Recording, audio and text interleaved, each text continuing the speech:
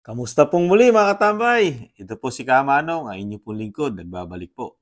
Para po dito po sa ating mga kinukomentuhan mga katambay. Ito po, isang balita na naman po mga katambay ang ating kukomentuhan. Tungkol naman po ito, siyempre sa pang-araw-araw nating pagkain mga katambay, lalo ang bigas. Ito po mga katambay, pinag-uusapan po sa Senado po ito. Itong nakaraang pagdinig. At ito po talagang ang ilang senador po talagang wala na raw pong tiwala mga katambay sa NFA dahil humihingi po ng dagdag kapangyarihan ang NFA, ang ahensya ng NFA na hawak po na DA, ang Department of Agriculture mga katambay. Ito po, painggan po natin ang ilang senadora po na wala na halos tiwala daw po sa NFA mga katambay. Ang National Food Authority. Ito po, pakinggan po natin mga tambay at komentuhan po natin. Wala nang tiwala sa National Food Authority ang ilang senador dahil na rin sa mga isyong kinasangkutan noon ng tanggapan. Ang panukalang ang bigyan ng dagdag kapangyarihan ang NFA agad na binira ng mga senador dahil ang mandato nga umano nitong mag-buffer stock ng bigas ay hindi pa nito kayang gampanan. Si Troy Gomez sa report. Bansat na ngayon sa Senado ang pagbibigay ng kahit anumang karagdagan o pagbabalik ng kapangyarihan para sa National Food Authority o NFA.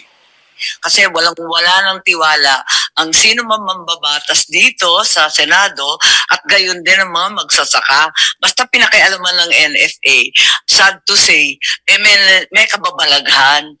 Sa pagdinig ng Senate panel ng Congressional Oversight Committee on Agricultural and Fisheries Modernization sa pangunguna ni Senator Cynthia Villar araw ng Martes, ay harapan na sinabi ni Senatora Cynthia Villar at Senadora Amy Marcos kay Agriculture Secretary Francisco Laurel ang kanilang kawalan ng tiwala sa NFA.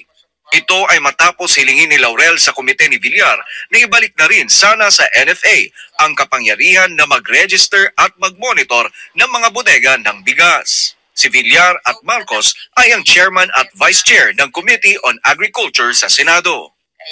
Meron pa isang provision, Madam Chair, na gusto namin palagay, yung warehouse registration, na wala din yun sa power ng NFA. Which one? Registration of warehouses. Now, NFA has no power to monitor and... Hindi naman kailangan na yung ilagay sa batas eh. Talaga naman trabaho nyo yun to At ang balita sila yung warehouses. At with all due respect, sila ang balitang nagka-cartelize pati ng bodega. Kasunod nito ay kinestyon ni Senadora Amy Marcos kung bakit sa NFA ibigay ang kapangyarihan sa mga warehouses kung trabaho naman ito ng DA. Tanong ng Senadora, para saan ang dagdag na tiwala para sa NFA kung ang natatangi nga nitong mandato na mag-buffer stock ng bigas ay hindi pa nito kayang gampanan. Hanggang magampanan ng NFA yung tanging mandato sa kanila na mag-buffer stock hanggang sa 60-90 days, huwag na natin pag-usapan yung pagdagdag ng kapangyarihan pa sa NFA na yan. Pwede po ba? DA na lang ang sumagot niyan. Trabaho naman ninyo yan wala nang matitira sa DA. Ipinunto ni Marcos. Yan po mga tambay, ang mga senador, lalo po ang kapatid po ng ating presidente, si Senadora Amy Marcos, at kasama rin po ang chairman po ng komite na si Senadora Cynthia Villar mga katambay. Ito po, nakapagtataka po mga katambay, napakarami po nakikita rin po kapalpakan ng mga senadora natin. At dito po sa NFA at ganun din po sa DA na talagang hindi nagagampanan di umano at talagang marami po nasisili po sila na hindi maganda sa ahensya po ng NFA at ng DA mga katambay dahil doon sa hinihinging dagdag kapangyarihan lalo-lalo po doon sa mga warehouses na po pwede po nilang sila na po ang mamamahala at pwede na rin po silang sinasabing mag-imbestiga doon sa mga warehouses ng mga ng mga rice mill kuno mga katambay. Pero nakapagtataka po mga katambay dahil walang katiwa-tiwala po ang ang Senado sa NFA at ganoon din po sa DA mga katambay. Pero bakit po hindi po nila iniimbestigahan para yung mga problema talagang masolusyonan, di po ba?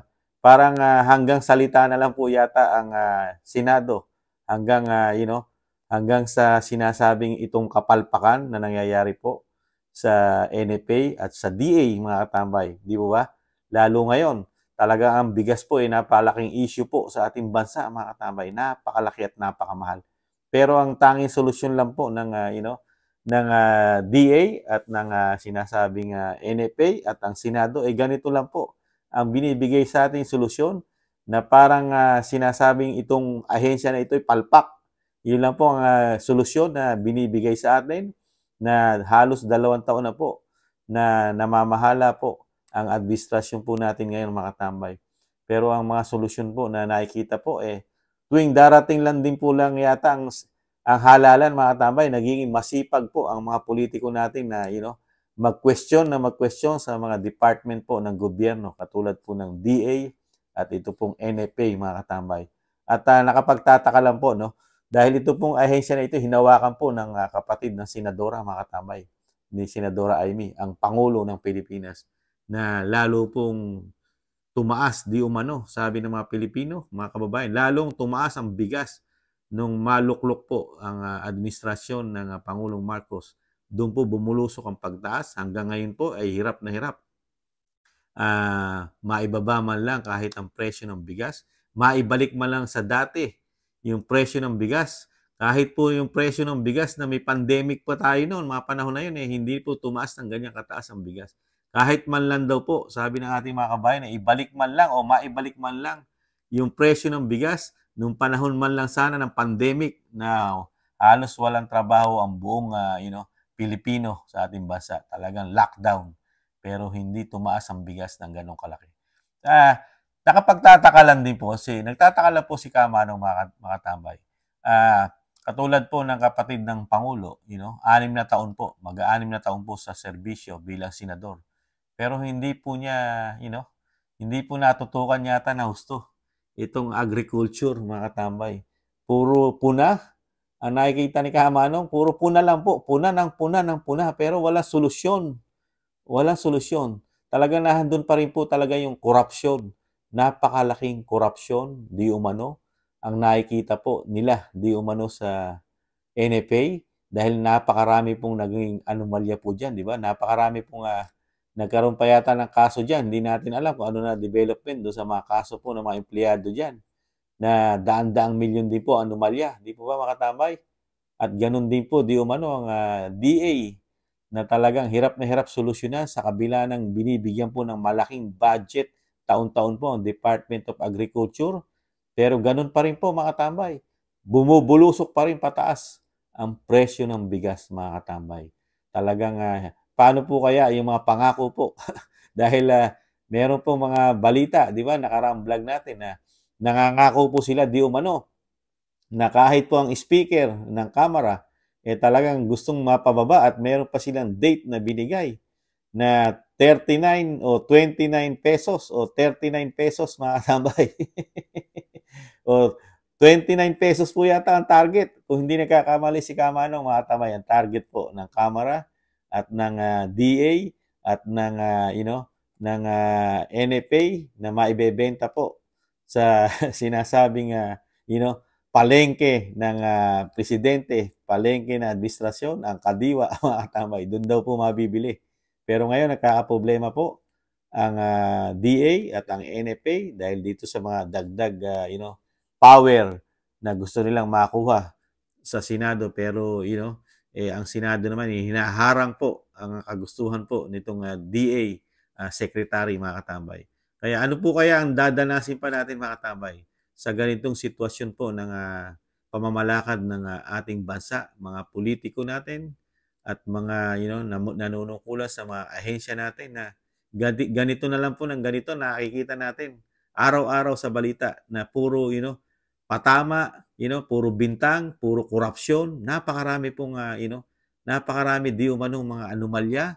Ganon din po kasi di po ba? Pati po ang Kongreso, ang Kamara at Senado, meron din po silang anomalya na hindi pa rin po natutuldukan yung sinasabi po ni dating Pangulong Duterte, di ba? Kung mga very, sinasabing worse and rotten na konstitusyon dahil nga po doon sa paghawak din nila di umano ng budget ng Pilipinas na hindi sila pwedeng i-audit at hindi pwede mong hingan ng resibo doon sa mga budget o sa mga proyekto nilang ginagawa taon-taon, mga tambay. Ganoon din po. Binabalik din po sa DA at sa NFA katiwalian, mga tambay. Kaya napakahirap po na talagang paano pa magtitiwala di umano ang mga Pilipino sa ganito pong lakaran ng gobyerno sa ating bansa. Paano po magtitiwala pa kaya si Juan de la Cruz? Nagiging active lang po ang mga politiko natin pagka ito na po. Darating na po ang halalan at isa pa, babalik ulit sila sa pwesto. Diyan lang po sila nagiging napakasipag di umano. Parang kayod marino para pabanguhin muli ang kanilang pangalan dahil doon sa sinasabing paghahangad na makabalik muli sa kapangyarihan, mga tambay. Ganyan po talaga ang politika sa ating bansa. Talagang yan po parang cancerous na po. Mahirap na pong baguhin, mga katambay. Lalong-lalo ang korupsyon, di umano. Napakahirap baguhin na po yan sa ating bansa.